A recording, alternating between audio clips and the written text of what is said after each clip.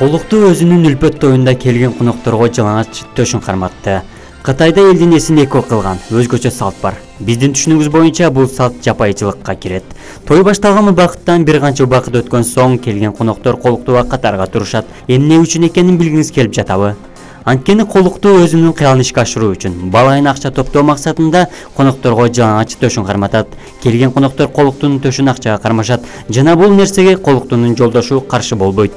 Интернеттеги дагы бир варианты боюнча бул салт Кытайда атайлап туристтерден акча алуу максатында ойлонуп табылган салт. Nazar News KG